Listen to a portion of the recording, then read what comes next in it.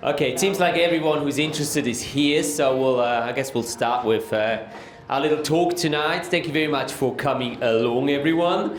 I have the pleasure of introducing our 4 VIPs here tonight that are going to be talking about some of their very interesting photos. We can see the first one already up on the screen. There, let me just say a few words about each of them, and then we'll get right into their little talks and the photos that they've prepared to share with us. So right here next to me we've got Nuno. Nuno is a very seasoned competitor in international and national underwater photography competitions. He's got several Portuguese championship titles and world championship titles to his name. And he's been taking photos underwater for over 20 years. That's right. Right next to him, I don't think I have to say too many words about this man. You should all know him by now. He's been taking photos underwater, Fritz, for over 30 years. He's the chief of the Visual Commission of SIMA Switzerland. And yeah, I think that's pretty much all I have to say about him. Right next to Fritz we have Steve. Steve has been taking photos underwater for over 50 years.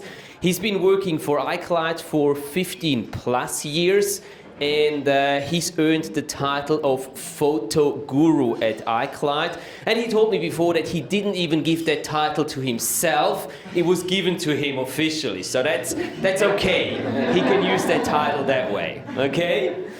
And then we have Alex right at the far end over there. Alex has been taking photos for 40 plus years underwater. He said just before when we talked that he started with 9 years taking photos underwater. I think I didn't even know what a camera looked like when I was 9 years old, so kudos for that. I think you're all familiar with Alex's work, and he's very famous for his underwater photography workshops that he does on a very regular basis all around the world. So that's pretty much all I have to say about the 4 individuals that are sitting here in front of you, and I'll pass on the microphone to Steve. He's going to be the first one talking about the lovely picture that we already see up on the screen. The show is yours. Thank you, everybody. I'll hold the mic here and just let me know if I'm not talking loud enough or too loud. And by the way, it's an honor to be surrounded with all this talent, guys. I've never done anything like this before. But I'm excited to talk about a photo that I like very much, but I think a lot of people maybe like it even more than I did because it has an interesting story. I made a underwater photo studio of sorts in my backyard, and a frog came by and decided to stay. We called him Fritz, because at the time, Fritz was helping me with some issues with camera communications. But it's kind of an interesting story. So again, people like this image, and I've often asked myself why. I think 2 major reasons. One is it's very crisp, and you all know why it's crisp. It's shot with a fisheye lens, and it's shot from about this far away. The frames following this one actually had the frog touching the glass. He gave the Vulcan mind meld on the dome port. And to get to that point was a little bit of a discovery for me. Of course, what I just wanted to do was jump into the pool and swim around and get close and take pictures of the frog. And you know, with a fisheye lens, a subject the size of your fist, you need to be right on top of it, inches away. But of course, they always run from you. And I'm telling you this story because I'm hoping that some of you might want to use what I learned for some of your future work. And that's that as soon as you get in the water and you get close, fish, snakes, birds, whatever, they're going to run from you, of course. But they're not necessarily afraid of the camera. And I learned this unexpectedly. So what I did, I think the other thing, by the way, that people like about this is it's very calm. It's very sedate and calm. And the reason for this is because of how I got the shot. Now, I'm sure all of you love over-under shooting as much as I do. And the problem is always, there are many, but one of the big problems is nothing holds still. You go out when you see that the sea is very flat, you think, oh, this is great conditions for over-unders, but things are moving. The wind moves, you move, the current, your buoyancy, and there's no movement in this. And that's because I wasn't actually with my camera when I took this shot. What I did was I took the camera, the housing, the whole setup with the fisheye lens, and I built a boat out of it. So what I did is I cut little pieces of foam, pool noodles and foam installations, and put them in different places until the camera, with its strobes fully set up, floated perfectly in the water. There's a little bit of a learning process. If you ever do this, by the way, just remember all boats have to have keels. If you don't have weight down low, you'll think you're perfect. You go out and it'll flip really, really fast. And if you got a half-inch hole in the top of your housing, that's really bad. You got to get it right back out right away. So that's how I started, was trying to run a cord into the housing through a big hole in the top. They let me drill holes in housing sometimes. But that was not helping me with the trigger so much. So what I did was when I built the boat and I would send it out to him, I started off by using a long cord. And then I realized, well, I can't see, I'm so close to him, I can't see the frog, I can't see anything, so I can't compose, I'm just kind of guessing or hoping that he's still there. So I wanted to see it, and as I'm sure you guys know, we can now control and see our cameras through Bluetooth. We can control them with our iPhone or our iPad, and it's built into all of the cameras that I'm sure you guys are using. But that presented a problem as well. So I won't bore you with all the generations of changes, but we ended up with a special flange. I had to buy a special tool to make this bulkhead so I could pass a USB cord through it to a cam ranger and then send the image through the cam ranger by Bluetooth to my iPad so I could see what was going on and control it. Well, the first thing that was really strange about this was I used strobe arms. I forked off my strobe arms and made a double connection in the top, and then I got a 20-foot pole. And the distance was from about me to the corner of the room, but then I would just send this pole out to the frog that was sitting on a lily pad. And I was so surprised that the frog was not afraid of it. I mean, think what this thing must look like coming to him. It's an 8-inch dome that's flashing. To me, I would think it looks like a giant mouth or a giant eye. But the frog knew it wasn't alive. It knew that it wasn't me. It had no fear of it. The subsequent frames after this one, some of them had his hand on the port. There was even a couple times where he climbed up on top of my boat. And a little revelation for you guys, a lot of that stuff that I did was unnecessary. And I don't know if you know this, but your camera will, of course, control your camera, your iPhone if you want to control your camera, or your iPad. Problem with that is the signal goes away as soon as you go underwater. I've tested it. 1 inch, and there's no more signal. But what I've found since then, and by the way, this is a thermoplastic housing. I haven't tested this with aluminum housings. I suspect it'll work because the front dome is aluminum. And what I found in my test is that if even a corner of your housing or a small section of the port is out of water, that Bluetooth signal will travel perfectly from the camera back to whatever you're using to control it. So that's basically how I did it. If you haven't experimented with this kind of thing, it offers a lot of advantages. You don't have to get wet. You can have a cocktail in your hand while you're shooting. You can see and compose through the lens. So it's kind of a fun thing to do. You can try it with bulkheads and wires and cam rangers and things. But if you're over under, if your camera, my tests have shown if it's even sticking an inch, half inch out of the water, you can get that signal. So it's kind of it was quite a learning process, and that's how it ended up being called Fritz, because I got hooked up with him, and we were talking about, well, how can we pass this cord through the housing with a 20-foot cable and everything else. So that's my over-under of Fritz the Frog.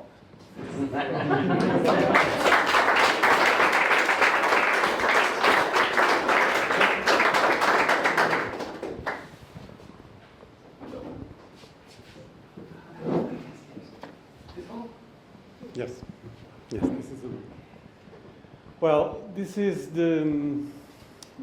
my photo of on water with wide angle with the model that I made in the last World Championship in Saranda. For me, this photo has a really big history, not because it was the most difficult that I ever did, but because the history that I personally had behind it. We were selected for this World Championship, and on the first place, the World Championship was designed to be made in another city that is not Saranda. This rack is in Saranda. And we went to visit Flores. That was the first place. And one of the dive sites was also a shipwreck, but it was an hospital shipwreck that was sunk by the British in 1941. And this hospital was very intact and was very particular because it has all the characteristics of an hospital, but in a ship.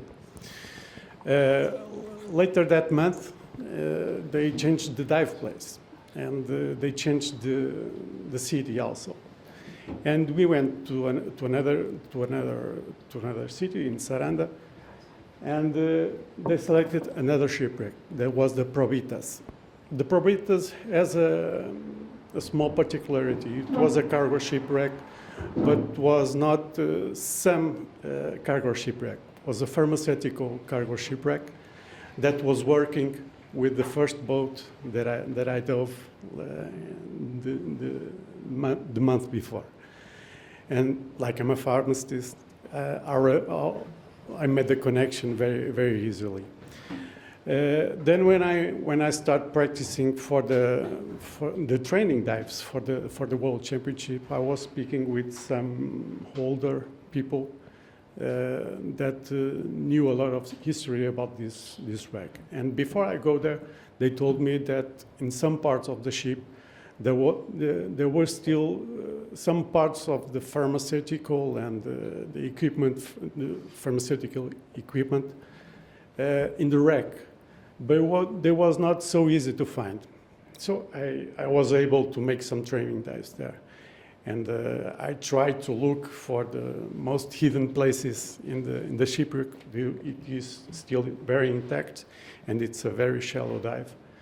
And I was able to find the masks and the medicine, the ancient bottle medicines that was exactly in that same position. And I was like this. Well, if someone sees me here, I won't be able to make this photo. Then after the next training dives, I went there like just for 5 minutes, just to study the position.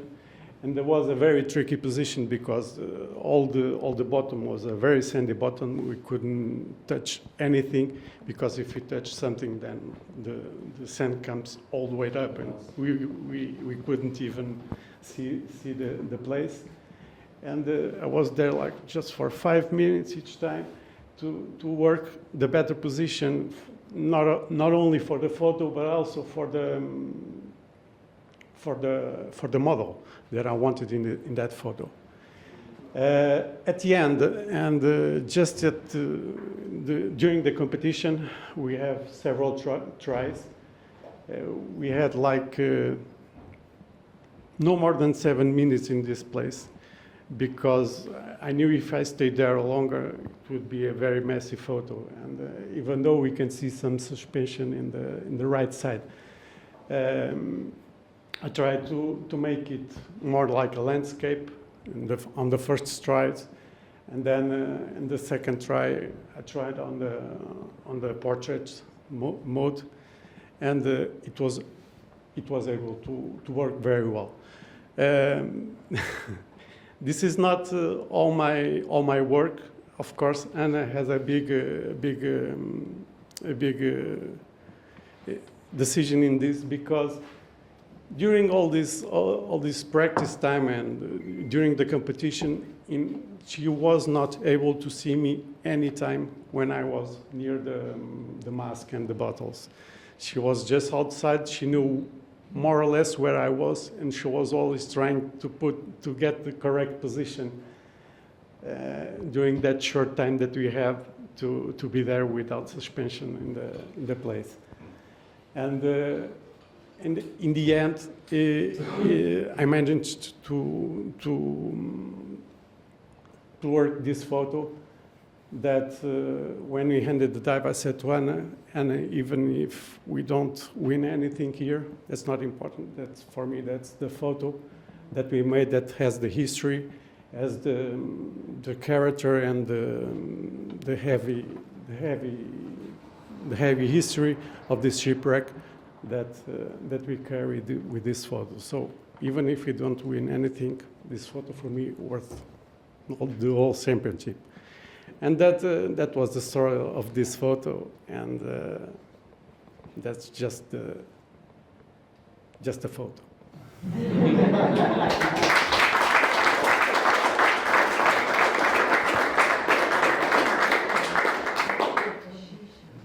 Okay, the second one is more like a technical photo. I don't know if you have any question about the photos. So many. Okay. We can start with the questions. That's better to develop the speech. Who wants to start? Peter. Is it in the back high-speed shutter, or what is in the back that you have the line so? Okay. This photo. No. This photo was made in Cuba. I know. Yeah. You were there. Okay. This is a double exposure photo. The first part of the photo that I designed, it's always the snoot with the fish, with the small fish. I try to isolate the fish in the black and to have the completely black photo with just a fish. Then comes the second part. The second part is made with a slow shutter speed. But the thing that we have to work with the second photo is that we must find a place where you can have a slow shutter speed, but also have a higher aperture in order to have somewhere black in the photo. And you have to locate that black during the shutter speed where you have the fish in order to not interfere with the colors around. And you make it freehand? Yes. Yeah, okay. With the same lens that I used to make this note. I know.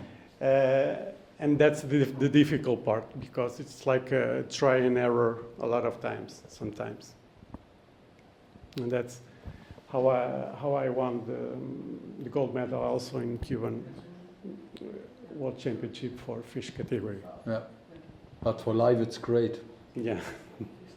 You know it also. Yes, I know it. More questions? Yeah, that's it. That's the story.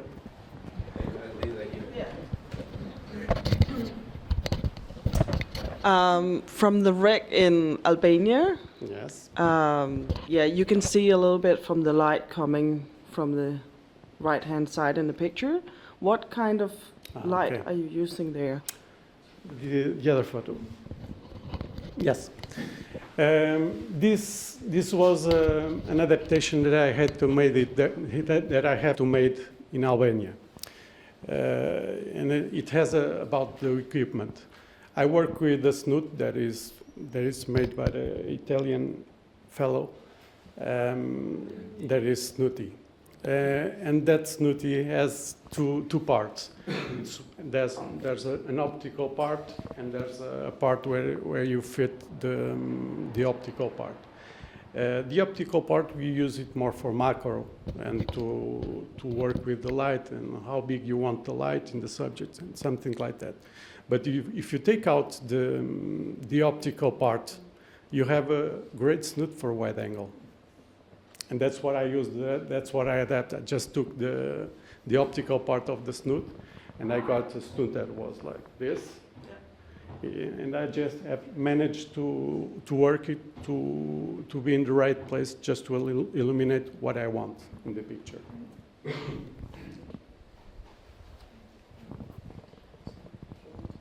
Okay?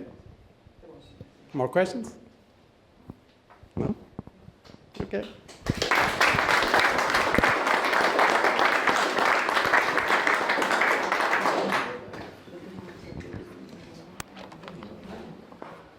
Well, about this shot, it was also in the training in a Swiss League for the World Championship. And I want to talk about double exposure and also bokeh. We all try to do stuff like this.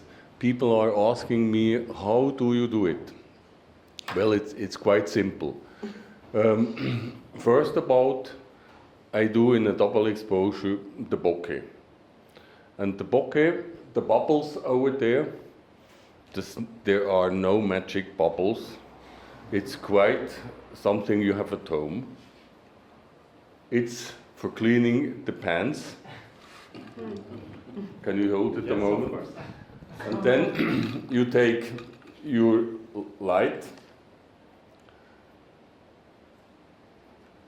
and you have it like this against your, with the color you want, and then you have your bokehs, more or less. The technique behind this, when you have these lights, is that you put in your camera. My camera is it's a Canon. I can put it on customer programmation 1 to 3. And one of them I put always only on back button focus, not on the shutter focus, because otherwise, when I shoot, it will go in focus, and I need these lights out of focus. And I do this like this, that I put it on back button focus, that's with the 100 macro on my fingertips, close, and then I do not touch the back button focus anymore, and I go with my pan cleaner farther away, in a distance where the bokeh bubbles are beautiful. And like this, I try to do this bokeh reflection that in a kind that I still have one part of the picture black. And then I shoot it. And to shoot it, you have to need an open aperture, and that's it. What also helps a lot is I use external monitor. And like this, I do not have to sit on the floor and look through my viewfinder or stuff like this. I can turn around on the housing, the monitor, and easily work with one arm and see what's going on with how the bokeh is developing. And then I shoot several of them, different colors. And the problem within Switzerland, you see from the snoot afterwards on the frog, on the turd, you see the particles in it. But we have a lot of particles here, and it's a live competition. I cannot put them away. Now when I have this photo with the bokeh, I'm hunting for a second subject. And there is a place when the turds are mating in Switzerland. It's shallow. Matthias was also several times together with me there. We look for one of the guys not shy, and then we go closely to the guy and try to shoot him with the snoot. And that's how it was done. When you have a nudie or something like this, it's much easier. You can put your pan cleaner behind the nudie and try it in one shot. But with a turtle, a fish, or whatever, you're not so lucky. They will go away. Well, I did it more or less well on training in Switzerland. In the competition, I was swearing a lot. It didn't work well out, and you know how it is. But that's life, and it's so much fun to try new things. And when it works, you're happy. When it doesn't work, you can still take a beer afterwards. Okay.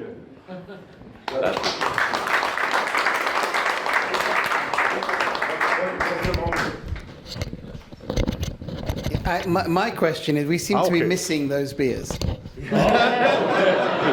Sure. Can you look for some beers? No. Okay, question. Not a question, but it's a comment. Yeah? Yeah. Because you said that the backscatter is there.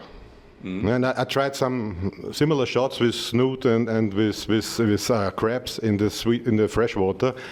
And my conclusion was that it's nice that there is backscatter. Yeah, that's my opinion, because it looks a little bit like galaxy, like stars in the background, and in this combination with the bokeh, it's fitting perfect. Yeah, so don't avoid all the time backscatter. Yeah, so maybe sometimes we are producing backscatter. Yeah, not was that absichtlich? On purpose, yeah. Yep. So it's fitting to the object, yeah. And so this is really it fits very much. But one comment again for the jury and the competition. This competition, we are not looking for backscatter here, yeah. So, so just in this shot, it's perfect for me. But it's I like it, yeah. So. Well, last response about this. That's also why I do live competitions, because I'm a photographer.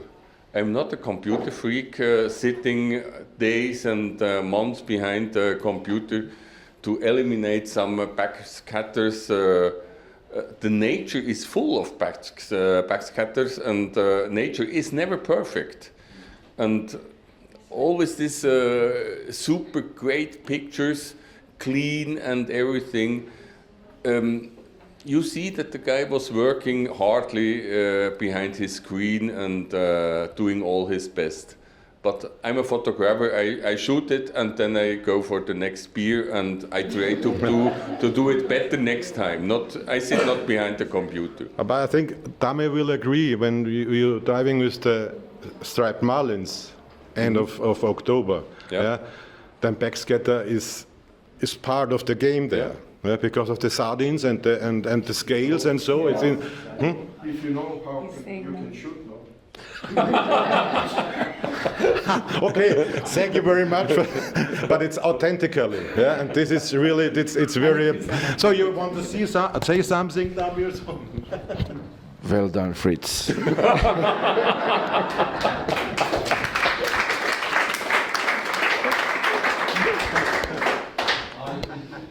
Actually, while Alex is setting up, I'd like to ask a question of the double exposure people. I've never done this, and I'm not going to try to learn it this week. But I believe I understand it. I know how I would do it in Photoshop. Is anybody able to do this without the black background on the two subjects? Could you possibly do this out here? A really nice thing is like you can overlay two very similar pictures. Like with a school of fish, if it's a bit of a weak school of fish, not many fish, you shoot two shots of it, you image overlay, and you have a really thick school of fish. It's quite a common. You can also do it very nicely with patterns. Like if you have like nice nudibranch super macro patterns, you shoot 2, 3, 4 shots the same. Stack them up and you just get like a dreamy version of the same shot, especially with the ability to change the blending. I'm a non-double exposure man these days, being a Sony shooter, but I have plenty of chance to use other cameras, so yes. Yeah, I can show you. I thought I would change tack and start to focus our minds on what we have coming up. If you are like me, you spend most of your time diving not in freshwater, but in the ocean. And in the ocean, the rules are very different. We see today how it's actually the rainfall that has fallen in the last few days that's stopping us diving, that's pulling the visibility down. And with a good forecast, we hope that the conditions are really going to come back to us for the competition. These are new experiences for us, so I thought I'm not a big freshwater photographer, but I would pull out a few of my pictures taken in freshwater in different parts of the world and try to pull our minds towards shooting in freshwater, especially what the opportunities are. For me, when I shoot in freshwater, I don't want to take a type of picture that I could have taken in the ocean. I'm interested to shoot things that are very characteristic of that environment. So I'm probably going to have to either grab my laptop, because I didn't really think this through. Because I was going to show you quite a few pictures. One of the things that I think is always a highlight of working in freshwater is that we have very often a protected surface. Whether it is the shelter of a lake, the shelter of a river, you have a really fantastic environment. And what that smooth surface does is it really opens some fantastic photographic opportunities, which maybe in the ocean, when you have waves and things like this, you don't have that possibility.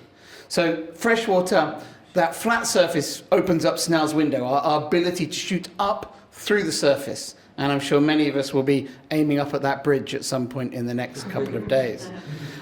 It also, a flat surface, allows light beams to focus. If the surface of the ocean is not flat, is not smooth, like if you take a piece of sandpaper to one of your lenses tonight, you'll find that the picture is not nicely sharp and focused. A smooth surface focuses sunlight into beams, into rays, and this is what gives us beautiful light. So we are hoping that the forecast is accurate, that the clouds will break during the day, and we'll get strong sunlight coming into the river. And because the surface of the river is generally flat, we can expect to get great sunbeams. And that's also, for me, freshwater photography. You always have great light because the light is coming in. The problem of being in a valley like this, of course, we also need the sun not only to get out of the clouds, but also to get out of the mountains. But it's always something that, for me, is a big part of freshwater photography for that.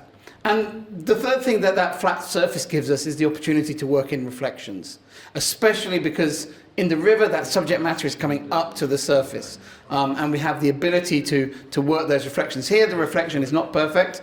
It's often windy in Iceland, so it's not a perfect reflection at the top of the picture, but it still adds a lot to the feeling of the picture. And I very purposely composed this picture with a closed reflection, as many people have done as well there.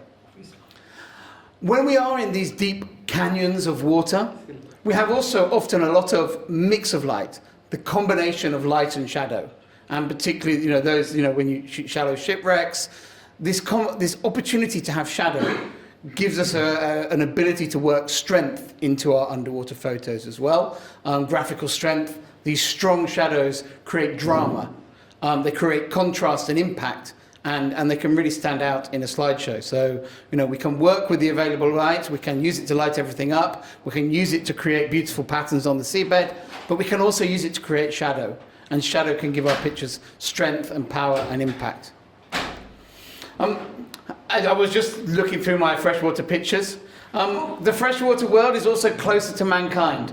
Fortunately here we are not going to have we're not going to have so much impact from people, but man-made artifacts in the freshwater environment always throw up interesting photographic opportunities. And this is something that I think always strikes my mind when I dive in freshwater, is it's the proximity to humanity that can create some interesting, whether it's, buildings in Capodacqua or whatever it is, that human element in freshwater is always part of the story. And many of my freshwater pictures in the UK are of trash, but it's still important. And then we have a cast of characters.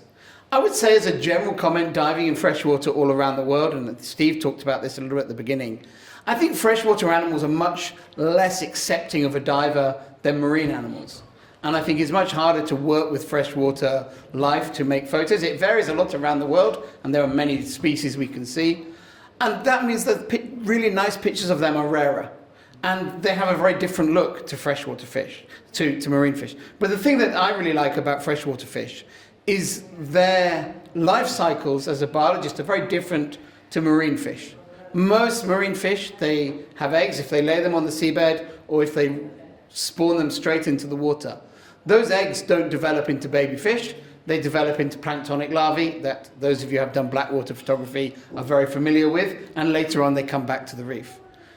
Most freshwater fish then don't have planktonic larval stages. They have fry stages and they have juvenile and small fish stages. So it's quite a different life cycle. And there's a lot more parental care in freshwater. Fish tend to guard eggs more and often guard the young, which is very rare to see in the ocean. These are obviously cichlids from the tropics. But there are also, some of the freshwater sticklebacks may guard babies and fish. And this is a story that we can only really tell in freshwater. And I think those of us who want to make a stronger connection with the broader community and the underwater world, whenever we can surprise that audience with the complexity of the lives of the underwater world, it's a great thing to win friends for the underwater world. People often think fish are the least interesting vertebrates. They're, birds are, special, and mammals are special, reptiles are, special. Fish are a bit boring. When you show parental care, when you show interesting behaviours, so you elevate those subjects and you make people care and connect with them a little bit more. And there are some spectacular freshwater sites. I think my favourite one that I've seen are the salmon migrations, and particularly targeting the sockeye salmon, which are all around the North Pacific, but I photographed them in Canada. That was really a fantastic opportunity because these fish are, coloured like Christmas. They really jump out of the images and really great fun to work with. I was going to show a picture of some rotting ones. Salmon sadly die after they spawn, and when there's this many fish in the water and they start dying, the whole river is a disgusting thing, and I nearly had to burn my dry suit after this trip because it was horrible.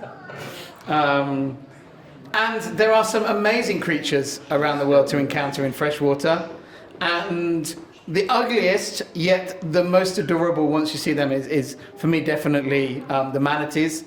If you ever have the chance to spend time in the water with them, I think before you've seen them, you think they're a bit ugly, a bit lumpy, not very interesting. The moment you spend time with them, they are the most relaxed, chilled out, adorable animals, and they can't help but melt your heart, and you'll love them forever. And one of the things that manatees like is they'll come up and they just like a pet dog, they'll like their tummy scratched. Now, you're not allowed to grab hold of them, they're wild animals, but you are, if they initiate the interaction, you are allowed to give them a scratch with one hand. If it's one hand, you're not grabbing them, they're free to come and go. But they grab your hand. So I haven't got the video here, but I have a video of me the manatee comes up and bumps me on the shoulder. And then I put my hand out to scratch it. It grabs my hand with its two front flippers, clasps it to its belly, and doesn't let go until I've got every last spot. So they're a wonderful creature to shoot. And there are some great opportunities to see them, not just on their own, but at times in amazing numbers. And I've not photographed manatees for 15, 20 years, but they remain a real highlight of photographing in freshwater. And also in Florida, but in other places too, there are some great and unusual freshwater creatures. And I think a lot of the diversity of the underwater world in freshwater is very overlooked by our community. And I think there's some fantastic stories waiting to be told. Reptiles, amphibians, and freshwater fish. And I think they're very under-photographed as a whole. And I think that people are really raring and keen to see those images. And that environment, again, those calm surfaces, those opportunities really allow us to produce some really pleasing pictures. But whatever you shoot in freshwater, there's likely to be a surprise somewhere along the way. And if people are nearby, you never know what you're going to find. So that's my little contribution to this evening.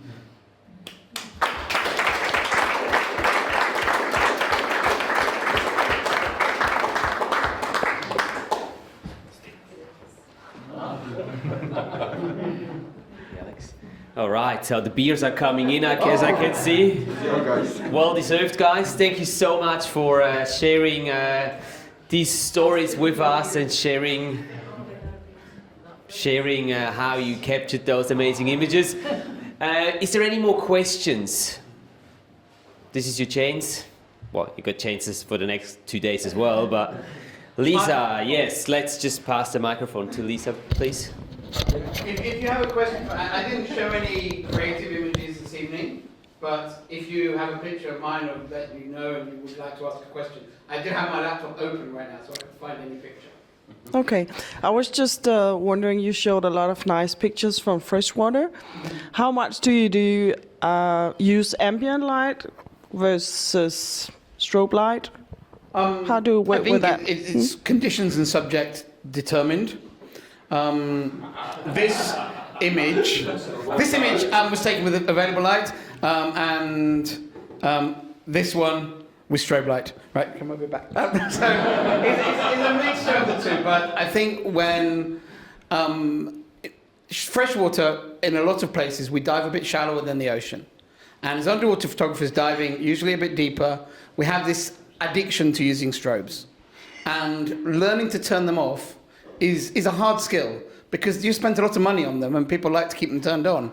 But there are times when you can turn them off, and particularly, when the light is right, it can really transform a picture. So I think many of the Vista shots, I would say, are better without strobe. They give a fantastic feeling.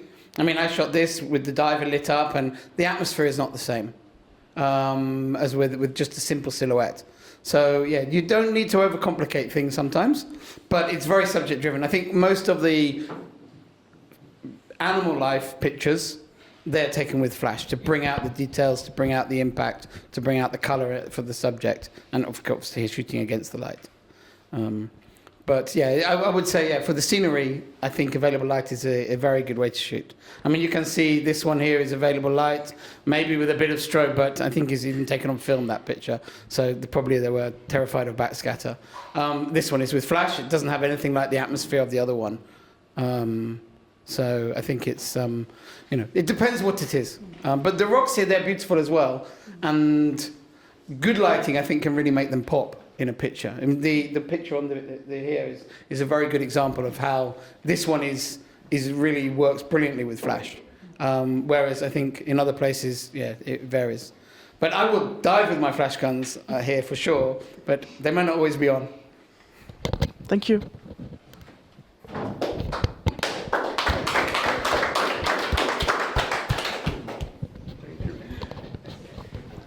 All right, as the beers are coming in, I think we're going to close this off, and we'll call it a day, and dinner should be ready in a couple of minutes. So, cheers, guys! Thanks very much again, and have a great evening, everyone. Thank you.